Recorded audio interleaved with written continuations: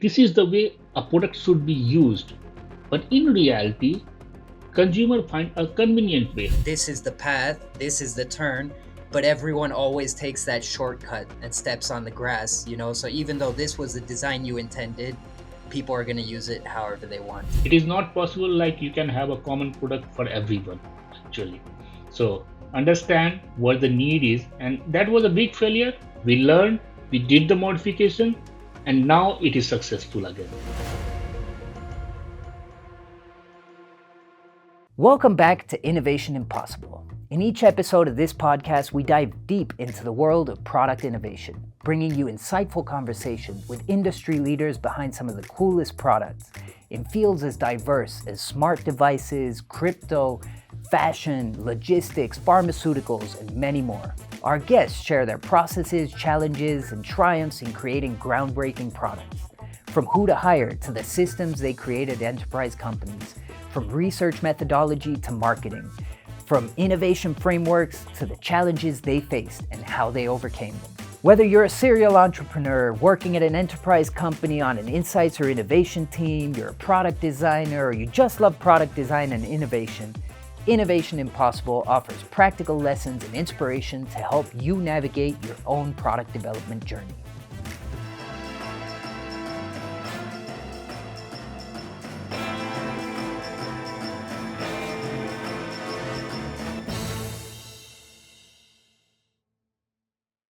We've got an amazing guest joining us today, Rahul Kumar, Global Head of R&D for Wellbeing and SDA at Electrolux. Rahul has been launching innovative products for over 20 years. With a background in mechanical engineering, Rahul's journey started with hands-on product design, engineering, and development uh, on products as varied as industrial washing machines, water and air purifiers, and asphalting machinery. He took these skills and applied them as head of new product development and innovation at the BSH Home Appliances Group, developing many of the new kitchen and household appliances you might be using in your own homes. Now, Raul manages a team of over 200 people responsible for innovation, design, development, and manufacturing at Electrolux. From robot vacuum cleaners to air conditioners, juicers to stovetops, and now AI and IoT devices, all while pushing the boundaries of sustainability and energy efficiency. I'm really glad you could join us today, Raul. Welcome to Innovation Impossible. Thank you, Daniel. Thank you for having me here.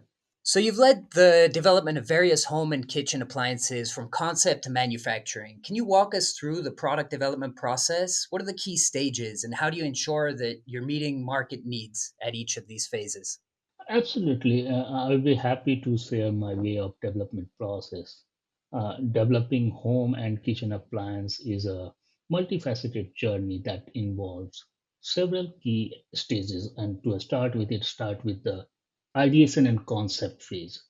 This is where it all begins. We start with brainstorming ideas based on market trend, consumer feedback, and technology advancement. My goal here is to identify a gap in the market and find the opportunity to improve existing or new product. Then the next phase of start is the design and the prototyping. Here, design team do the rough concept of the design in the form of a sketch, 3D modeling. We also uses the modern CAD and CA technology to improve this concept in the design form by using the right simulation and the performance analysis in computer. When we find the right optimized design as per requirement theoretically in system, then we develop a prototype to test these design in real world, how it look like in a product. This hands-on approach allows us to identify any potential issue which can come during tooling. Next step generally in the development goes to the testing and validation. Once prototype is done, you go through the extreme level of testing to validate it meets all the quality standard, regulation, and the requirement. We also test for the durability, performance, and user experience. Uh, Feedback from this test is really invaluable. It helps us to refine the product and make improvement before going for tooling and mass production. Uh, The last is, I will say, the manufacturing and production, where everything is done. Now you are ready to go for the tooling and you validate it with validated designing. You go for manufacturing process. We work very closely with our production partner to ensure that the product is manufactured as per our required specification and our global quality standard. And then we should never forget collecting the feedback. When we launch the product, collect the feedback like what we develop, is it meeting the real customer need, understand its performance in the real world. Okay, so it is very crucial for the future iteration and improvement. Uh, Throughout each phase, I will say my primary focus is on meeting market need. Achieve this by maintaining a close connection with customer, staying updated with the market trend, and continuously innovating. This is the process. This iterative process ensures that we deliver right product, which does not only meet but exceed customer expectation. And this is the standard process we follow. So you mentioned feedback. There were three stages, let's say, where you're gathering consumer insights. One is before you start developing the product, you're kind of understanding what problems already exist in the market. Then once you've got that prototype, you share that with potential users and gather feedback there to improve it. And then once at the end, once it's launched, to kind of get feedback for the next product, the next step. Is that right? Yeah, yeah. So actually, feedback you should collect at each and every phase wherever it's possible. Collect from your user, collect from your different stakeholder as well. Okay, because it could be like your sales team, that could be your marketing team, the brand and all. But consumer feedback is more very important because it will solve many of the problem which can come in the from the market, actually from the field. So involve the customer from starting till the end, and then even after the post launch, collect the feedback from customer that how it looks like after the product is already in market. Okay, that's interesting. And can you share like any examples, any stories where, say, at that prototype stage, they gave feedback and you're like, oh, we have to go back to square one? Yeah. So the thing is like you know that at various company, I will take the example of the Electrolux. We are very much human centric design approach we follow actually. So it is like sometimes designer think this is the best way to operate the machine, but I cannot give you the real example, but it is just something what I'm trying to explain. Like we just imagine like this is the way a product should be used, but in reality consumer find a convenient way. So just for example, a washing machine, very funny example I will say, we give a handle, but sometimes a lady is full with hand, with the cloth in hand, she cannot close the door of the washing machine. Many time people use leg. Okay, so this is experience, I will say. Such type of thing happen. Just a click. Sometime it happen like a refrigerator. When it's a freezer, it get vacuum sealed because of the pressure inside and outside and the dryness. So you need to literally push the door to take the freezer out from the cabinet. Okay, in that case, it is very much tricky, and they say like it is stuck. So one beautiful design what we found from this experience, we gave one latch. If you press that, it will give the additional force to open the door. So that is in one of the product and it was very much appreciated. So you learn regularly from the feedback from customer how they really treat with machine or the product and how it really behaves in real world. So these are few learning we learn from customer by collecting the continuous feedback and we implement in our product. Yeah, that's very interesting. I have a background in architecture and I love the seeing how people move through urban spaces and the idea that this is the path, this is the turn, but everyone always takes that shortcut and steps on the grass, you know? So even though this was the design you intended, people are going to use it however they want. Um, I wonder if there are any projects. So, like these are positive things. You grab this feedback, you were able to implement it and change it, improve the product, and deliver a better product. Are there any examples of projects where you ultimately had to abandon them because of some user feedback, or it just didn't work out? And what led to that decision? So the thing is like generally there are various projects I have done actually. So I will just give you one example of the vacuum cleaners, stick vacuum cleaners. Okay. So generally we earlier we had the button placed on the handle actually in old design, and which was very much inconvenient. So when you change the surface of the vacuum cleaner from hard floor to a carpet or something like that, you need to change the pressure or the mode of the vacuum cleaner to function properly, because the suction on the hard floor and the carpet is different.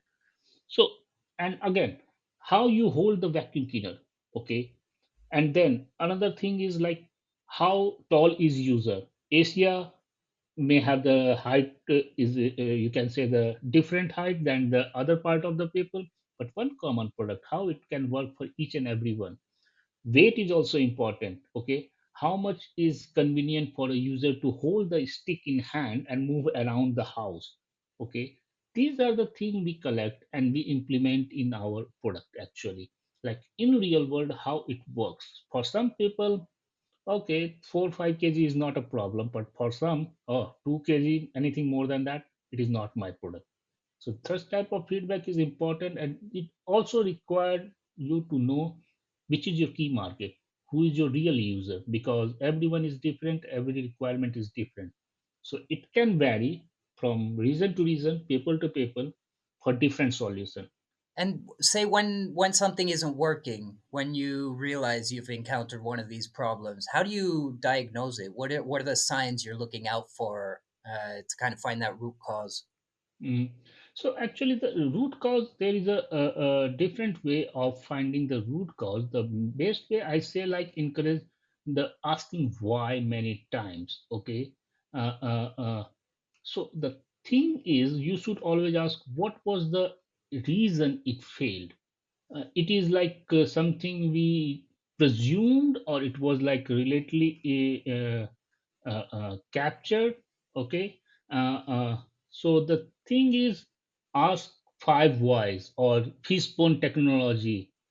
That process will help you to go down deeper in was this, what, why it happened like that, and then understand, find the answer, and then you, together with the team, sit together, evaluate, understand where is the catch, how we can improve it, is process or the technology, or what is the reason actually. So many product you may have issue. If it is a new innovation, there will be some issue actually. If it is there is no issue, I will say it is not an innovation, because you already know what this is actually. If it is a radical innovation, I will say you will find some such type of complex question. These are not issue actually, these are question, for which you need to identify where is the root cause, what is the process flaw, or the understand, evaluate each and every phase, sit together, brainstorm, and then try to define how to smoothen that process and bring that in the product. That's the way. Go deeper and deeper and ask various question, why, as much until you find the right answer. I will say that's the best way to go for the root analysis. And yeah, we have the standard process of 5S and the Fishbone process to understand this, and we use very much in our world. Okay. I mean, I love the idea of asking why. I've done that a lot as well. What's this three spoon process? I'm unfamiliar with this. Could you break that down? No, so in general, fishbone is like, the fishbone is like there is a center part, and there are many bones coming from left and right, up and down, and all this thing. So these are like items, okay? Answer each and every bones, solve that, and go to the, you can say, what do you say, that center The bone spine? of the fish, the spine, yes, yeah. Yeah. Then you reach there, then move forward toward the head, from tail to head. That's how you solve each and everything and reach the head, and there you will have all the answer actually. So how do you foster this culture within these companies, within your companies, for learning from mistakes, especially in these team or enterprise settings that might be typically a bit more risk averse? Learning from mistake, learning is good actually. So the thing is like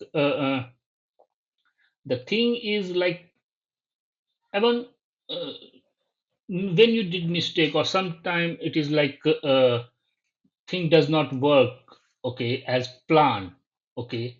So in that case, we can foster culture that you learn from mistake and move forward, particularly in risk averse environment require a deliberate and consistent approach.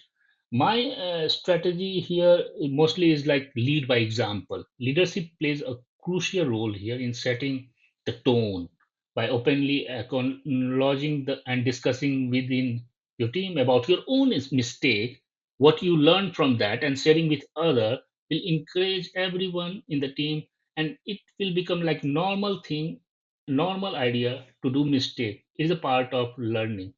Okay. And I also say like if you have not done mistake means you are not working differently, or if there is no mistake that means you have not done anything actually. Okay. So it is good to have mistake, no problem, but the takeaway is like learn from that mistake what was wrong, and next time try to avoid that and do something different. Create a safe environment, that is also environment like it is very essential to have an environment where everyone is open, safe to take the risk, and make mistake without fear of blame game. I emphasize to take this opportunity and grow together and innovate. Where there is innovation, we have to grow together. Open communication also, like to mention, like promote honesty, because when you just for example if you are collecting a feedback on prototype or concept or something like that, you want open opinion, not like biased or something like that, otherwise you won't find the real result. Okay. So encourage the open communication.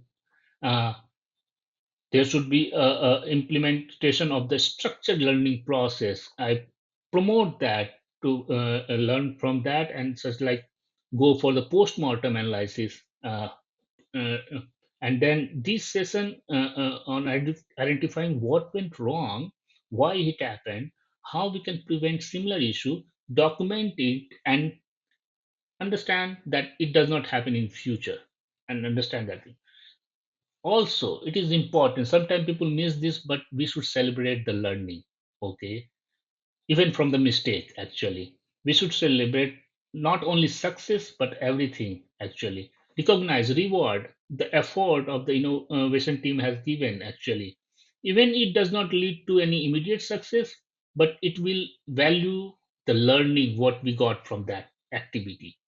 uh, Training and resource provide we should provide the training and resource, because it helps them to grow professionally, personally, and change the mindset how to work in the team. It should the major thing it could be like the problem solving training, creative thinking training, and out of the box thinking training. Equip the team to grow and collaborate in the future. Okay. And again, feedback, always seek for feedback. Strong feedback culture should be there, it is very crucial. And I always ensure to have a constructive and focus on the improvement rather than criticism actually. That does not matter. Learn and grow, help the team member to grow by learning. By implementing this strategy, we create a culture that not only tolerates mistake by actively learning from them. This approach also helps to drive innovation and continuous improvement, even in the traditional risk-averse setting, I will say. Yeah, that's very powerful and easier said than done. I think a lot of companies they promote failure and learning from your mistakes, but then when push comes to shove, it's hard to say that's okay. One thing I would like to add here, Daniel, then it is not nothing wrong to do mistake. Do mistake, learn quickly. The time should be quick actually. Learn, stand, and move. Do not just get upset because you did mistake and it is getting delayed and delayed. And it's one thing to do a mistake because you're trying something new, and it's another to keep repeating the same mistake. Okay, on to the innovation process itself. Innovation, it requires this mix of creativity, but it also needs to be structured. Can you describe like your process to innovation and how you ensure that it's both systematic but also flexible enough to adapt to market shifts? Absolutely. Balancing creativity with strategy is a key for successful innovation, actually. Let me share something. First of all, structured innovation framework is most important. Start with this in our innovation process. This include stages like ideation, prototyping, testing, implementation. Having a clear framework ensure that we stay organized and focused throughout the process. Next thing I will say, encourage the creativity. That what I do with this framework. Actually, we create a space for creativity, brainstorming session, innovation workshop, and cross-functional team collaboration are some of the way what I use to foster the creative thinking. Actually, another thing I will say, market research and trend analysis. Stay informed about the market, how the consumer is behaving. Actually, it is very crucial. I always promote to conduct the regular market research, trend analysis to identify emerging opportunity and shift in consumer preference. So what we need today, after 5 years, the requirement will could be different actually. So stay updated, and it should be aligned with the portfolio of the innovation. Okay, then agile methodology is the one of the important thing I will say I promote is very much. This means the working in iterative cycle, allowing us to test and refine ideas quickly. Agile methodology provides the flexibility to pivot and adapt based on the feedback and changing market condition. Actually, another important thing coming to my mind is a cross-functional team. Actually, innovation thrives on diverse perspective, from cross-functional team that bring together expertise from different areas such as R&D, marketing, consumer experience, or service. This diversity would help to approach problem from multiple angles and develop well-rounded solution. And again, feedback loop. We should establish a strong feedback loop with consumer and a stakeholder, which is very much essential. I push for the feedback at various stages, as I said earlier. At each and every stage, collect the feedback that our innovation meets the real world need and expectation. Okay, you should also be flexible and adaptable. So while at every organization we have some structured process for this, actually we should remain flexible with the process and open for the change. uh, Market condition can shift rapidly, and being able to adapt our strategy and plan is very crucial. In my team, we regularly review our progress and make adjustment as needed to stay relevant. Sometimes you need something like, just for example, like if you want to deliver something like quick fix solution, any product, and a standard process at the some organization is like very lengthy. It may take like 2 3 years, but you don't have that much time. Tweak your process that you are fulfilling each and everything. Still, it is very fast and on the time. And again, the finally, I will say it should align with the strategic vision.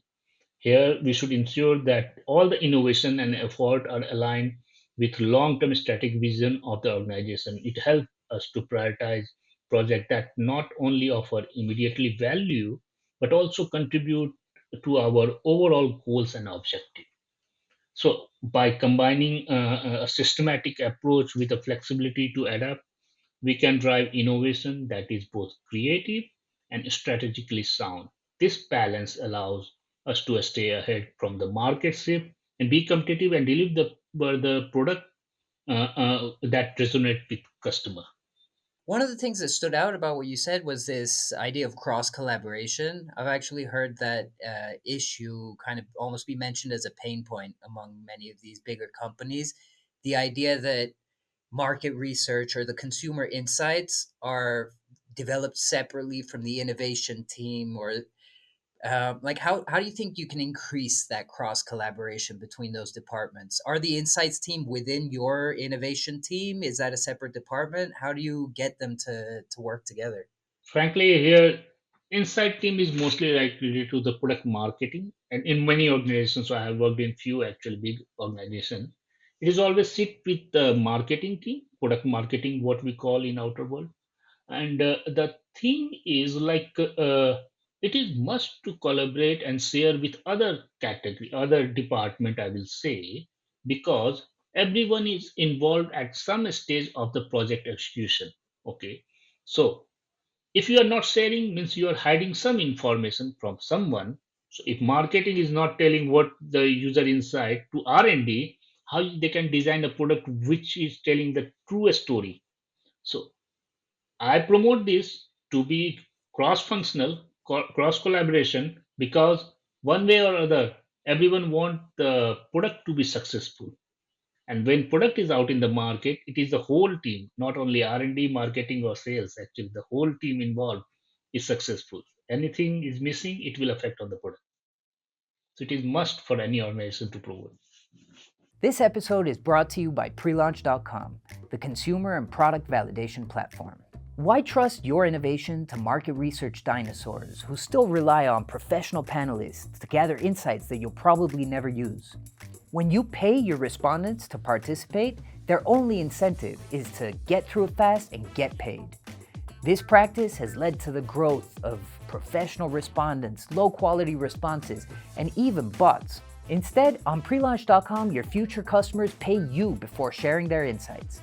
Regular users discover your product via ads while browsing the internet, and if they actually want to buy it, they can place a small deposit to reserve it.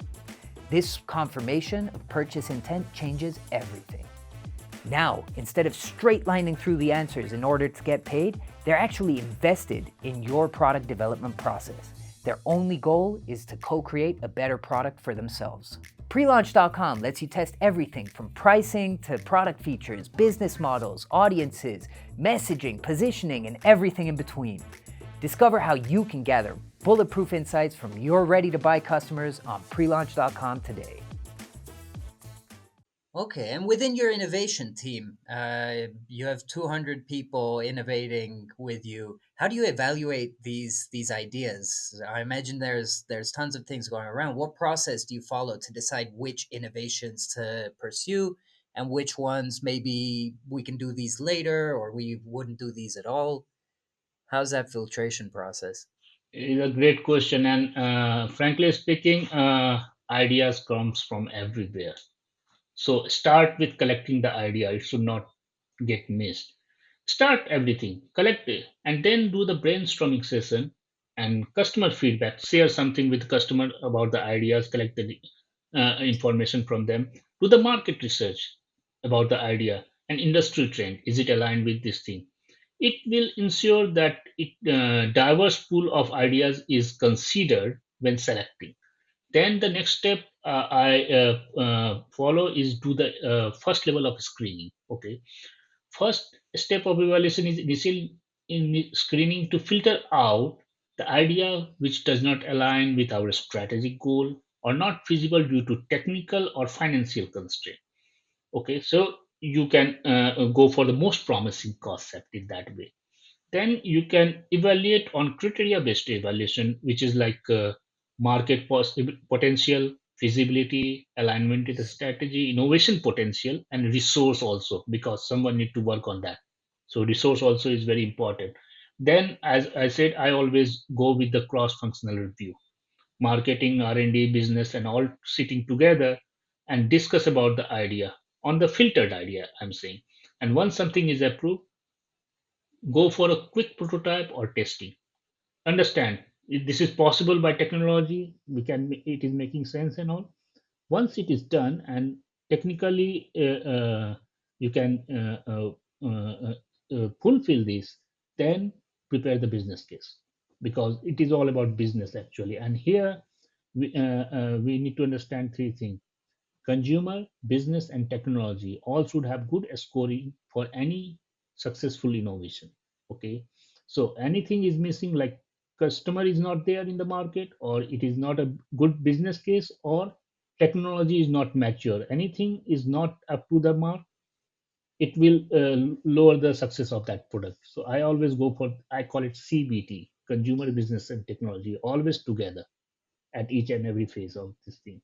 And at last, make the good decision. If everything is positive, make the decision and bring that to the reality. So following this structured process, we ensured that we thoroughly evaluated each and every idea and made the informed decision around this.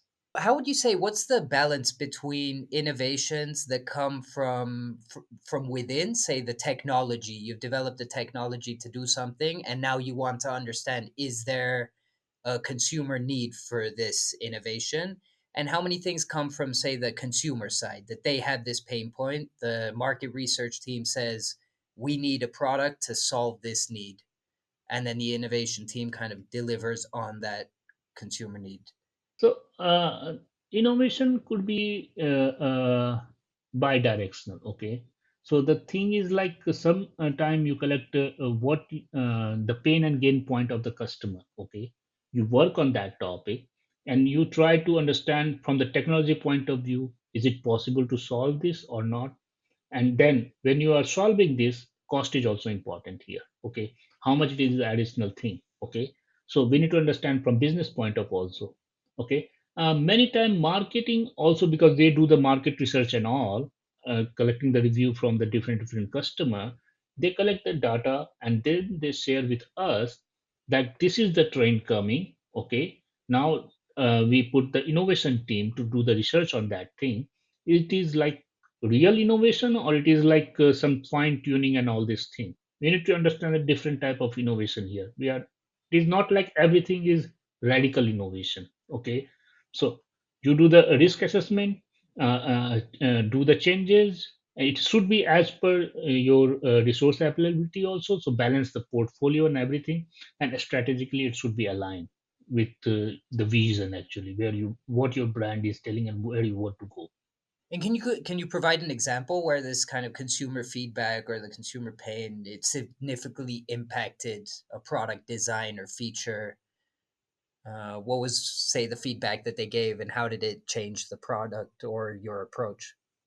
So I was in India in my last company actually, and one of the product we bought from our global product to Indian market actually. Okay, and it is a dishwasher, I will say. Okay, and then Mhm. the food what we consume in European country is different than what we have in India. More gravy and sticky thing inside the plate. Okay, the dishwasher is very successful in India, but it is hardly used in. No, dishwasher is popular in Europe and Western world, but very hard to accept in India because until few years back, no dishwasher was good enough to remove those sticky oil and all this thing from the plate actually by conventional thing. Okay, so Mhm. we understood this technology is not good for this type of customer because the requirement is different and the things going inside your machine is different. So you need to understand the behavior. And it was super flop actually. I am not naming anything where it was actually, but the thing is like it was super flop because a very successful global model was not able to sell in India because of various other reasons. It took us lot of effort to do the research, a long time of research to understand how we can change it to make the product suitable for this type of user, country specific actually. So the innovation team worked a lot on that thing, change the way hot and cold water, change the flow, how the pot shape is. Pot shape is also important. The type and shape of the pot used in one country is totally different from the pot is very much common in the other country. You need to understand from where the water is coming inside and cleaning. So do the research. That's why I say sometime, even today, it is not possible like you can have a common product for everyone actually. So understand what the need is, and that was a big failure. We learned, we did the modification, and now it is successful again. No, that's very interesting. I always love those stories because, I mean, innovation's so broad, right? It can be the product itself. It can also be entering new markets or the messaging, how you present that product to the people. And it's always great seeing, how products change when they get launched in different places. I wonder, were there any insights or like the technological advancements that you made for India? Did those then affect the European models? Did you take any of that learning back to Europe? Yeah, I mean, sometimes you learn from each and everyone. So, okay, so few learning we had from there, and especially, it was from the energy saving. Actually, we learned it is very much conscious market. Okay, where every penny is counted. Okay, and it is a very competitive market. And China, for example, again, there are many players in the market who are very much competitive. So, learn from them and try to implement in something which can add the business value in overall.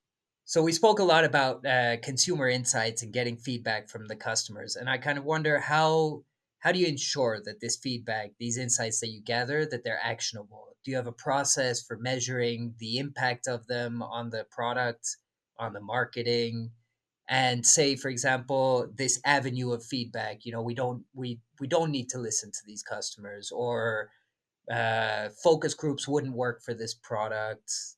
So the thing is, there is a proper process in our company to work on all the feedback and the demand coming from the consumer side and all. Just to do this, as I said, mentioned this, our innovation team continuously work on this feedback to improve the lifestyle of our customer at home. They continuously do. Sometimes something need more research to understand. With current technology, it is possible to have the immediate implementation or something we need to keep in the pipeline for the further investigation, which may reflect in future. Sometimes it happen like technology is there, but it is too expensive to implement, which is like not affordable for every user. So you need to understand from each and every aspect, like something which is like quick fix just by changing the way how it is used, or something which where you need to develop or use the new technology. Understand the business case also, like how much it is going to impact on the cost. It is like same, it is going to increase, how much my customer is willing to pay for this or not. Understand each and everything, and then we implement accordingly. Something which is like quick fix, we do that. Something which need further investigation, it go for the roadmap for the future innovation roadmap, I will say. Okay, moving on to the topic of innovation, which I imagine is what you're most passionate about. How do you approach risk? Are you more inclined towards smaller iterative changes, or do you prefer to take these bigger bets with more revolutionary ideas? I will say my risk approach is balance between both of these, combining both of these actually, because both got some benefit and some limitations are there. I will say I start with risk assessment first. Okay, understand the level of risk with each innovation. This involves evaluating the potential impact, feasibility, market readiness. Understanding the risk help us also to be take informed decision about how to proceed about that innovation. Iterative change for many project, I focus on smaller changes because this will have the incremental improvement which allow us to continuously enhance our product offering and process with lower risk. If you want to implement everything at once, it's a big task, big risk is there. Go for this incremental one. It is very much effective for refining the existing product because it is very quick fix, and time to the market could be faster in this case. And when I consider like bigger bets, I often start with pilot project. Okay, not the big volume. This allow us to test ideas on a smaller scale, and before committing significant resource on that top project. Pilot project can help us to understand, to validate the concept, get the feedback, and make necessary adjustment if required.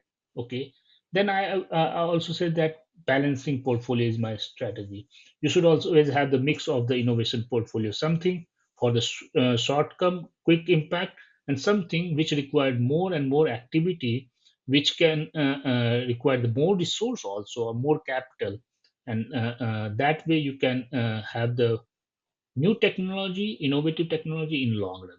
Okay, and again, strategically, it should be aligned with the goals. Okay, and also we should never forget to engage all the stakeholder early and regularly, which is very crucial actually, by involving customer partner to check with them which you want first, which is your priority, which is next, what is your bandwidth, and all these things. And this diverse portfolio is good for any business to bring value to customer actually. Yeah. So in summary, I would say my approach to risk is innovation blend with cautious, iterative improvement, and bold and revolutionary bets, I will say.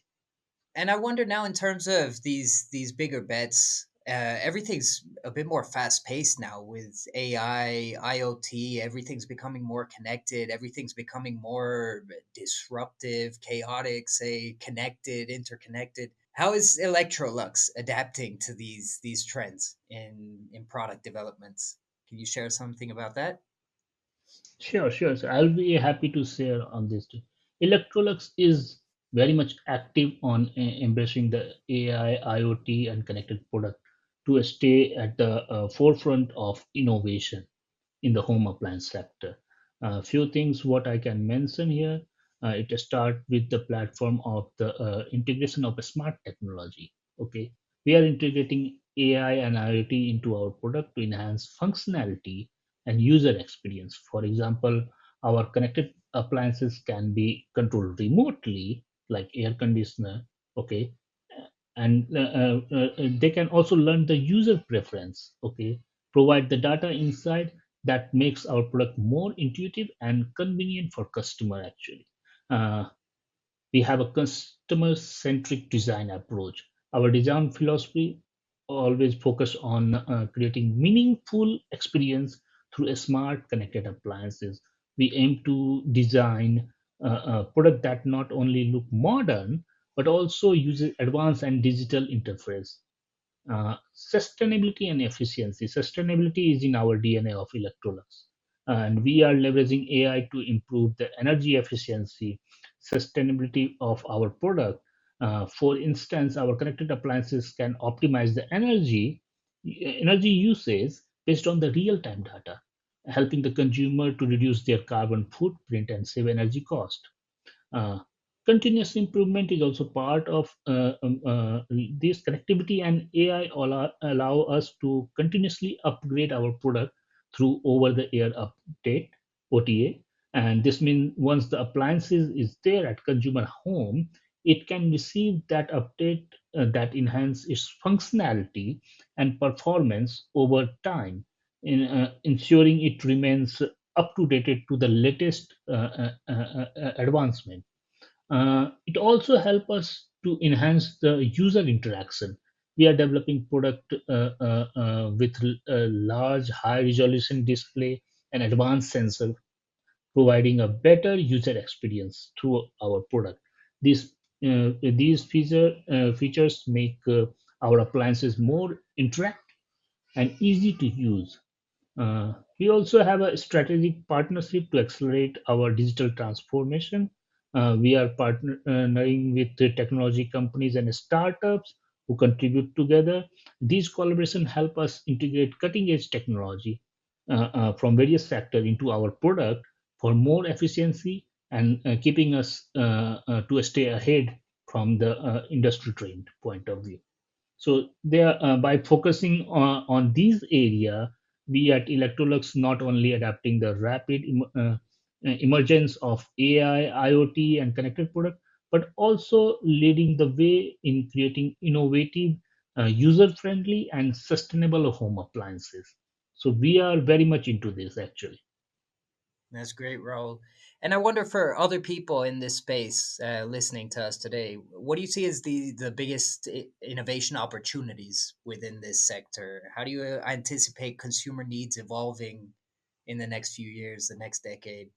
the things what I see is coming in this sector is like smart appliances and IoT integration. This integration of the IoT is transforming our appliances.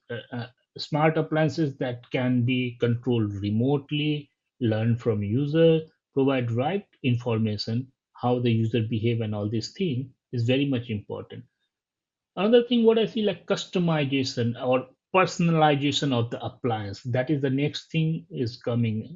There is a rising demand for appliances that can be customized to fit individual preference and lifestyle. Okay, this also Can you give include an feature example like of that? yeah. So just for example, like the modern urban area, the houses are very small. Okay, kitchens are smaller, getting smaller and more smaller every day. So they want something, the built-in kitchen. For the example, okay, I don't want my appliance to be visible from outside. It should be inside the drawer. Okay. And this type of information is there. They want personalized touch, or you can say it should match with my architecture of the kitchen or something like this. Okay. This will expand further, more and more personalized. I like coffee machine. I like this type of taste of my coffee. AI sensor and all these things, if you feed the data, if you have the proper data, you can use the technology to give that taste of the coffee from that machine using the different technology, of course, but you can have your own flavor from that coffee machine. That is possible, and this is coming Wow. actually. Like I love something like flavored coffee or something like that. I'm not a coffee lover, by the way, so I cannot explain more about the flavor, but it is very much possible. It is coming actually. It should have the personal touch. uh, Also the biggest thing is like as I said, houses are becoming smaller and smaller. People want multifunctional appliances. Just for example, vacuum cleaner with robot, both are together. Okay, air purifier plus air conditioner, air humidifier, everything in one machine. Okay, these are some product I am saying like multifunctional. They don't have a space for different appliances, so they want plus product actually, AC plus something, so it can have the lesser space and it can deliver the same value. And again, artificial intelligence, it is a playing increasingly important role and making appliances smarter and smarter, learning for you from your data and giving you your type of solution. Uh, you can see the AI operated coffee machines are in market, and that recommend what is the preference of user, and they can give you customized solution. As I was saying, robotic vacuum cleaner, it is totally AI controlled actually. And I always say people are becoming lazy and lazy, and they want technology to take their task. Okay, they want to spend that time with something, with family or something else, not by cleaning the carpet actually. So robots are there, they can clean your carpet, you are free to do your other thing actually. These are almost like AI controlled and everything. So these things are coming, what I say like, again, we should not forget like people are coming with increased focus on sustainability also. They are very much concerned about what is the circular eco-friendly product, and demands are coming for this actually. So all this thing I will say, and is coming very soon actually, and it will drive the market tomorrow. It sounds like a very interesting space. I'd never really thought about it, to be honest, but now you're taking me back to, say, like Back to the Future and movies that I watched as a kid, and seeing these futuristic appliances and realizing that, hey, we're here. It must be very exciting to kind of see. It is almost sci-fi. If you could tell your childhood self, imagine a future where your vacuum cleaner cleans your house for yourself, and now you're working on that innovation. It must feel great. And I wonder, for this next generation of innovators, of people who want to join this team, is there any kind of like final advice that you want to give them? People who are just making it into this space, into these companies, what can they do to succeed at innovating at scale? So, innovation is something you should be open thinker. Do not limit yourself in your that box. Okay. In the world of innovation, one plus one could be three or four also. You need to research and find out, and that is innovation. Uh, Due to various reasons, people go for like a quick fix, but quick fix is not the long lasting thing actually. Okay. Uh, if you, as an engineer, if you ask, what is the most proud moment when you innovate something and it is solving the real problem of customer, that is the happiest moment. I only innovate or work on I promote actually to work on the product which will have the immediate effect in life of my customer, not just displaying in the showroom this is the best product, best technology, but no one is the buyer actually. I don't like that type of product. I want my product to be customer centric, cost effective, and solve the immediate issue. Okay, and I also go for the simplicity. Okay, innovation need not to be complex, it can be simple. Okay, so I will say it is a very big field, very interesting, and that's what we engineer study actually and work for, to innovate something different. And then that is a proud moment when you see your innovation is solving this problem of the customer. Those are great points, especially the solving the problem for the customer. Because too often, I was speaking to someone at Google recently. They have so much R&D, so many innovations at the technical level that just don't make it to product because it's not solving a need. It was someone's passion project. They developed it. It's crazy. It works, but there's no need for it, and so it just gets abandoned and they move on. So really having the customer in mind is very, very important. Thank you so much, Raul. That was a great conversation. There's a lot to unpack, I'm sure. I hope everybody watching really enjoyed it and found something to take away. Thank you for the giving the opportunity to me to share my thinking. It is really nice talking to you, Daniel. Thank you. Thank you so much for joining us today for another Innovation Impossible story. I hope you enjoyed the insights and all the practical advice as much as I did. Please give us a like and subscribe wherever you listen to your podcast. We're just starting out, and like innovating, this feels impossible. And head on over to YouTube and let us know if anything resonated with you or if you completely disagreed with anything, and we can spark some healthy debate into the world of innovation and insights. Thanks again to our sponsor, prelaunch.com, our guests for joining, and you for listening today. And see you again in a couple of weeks.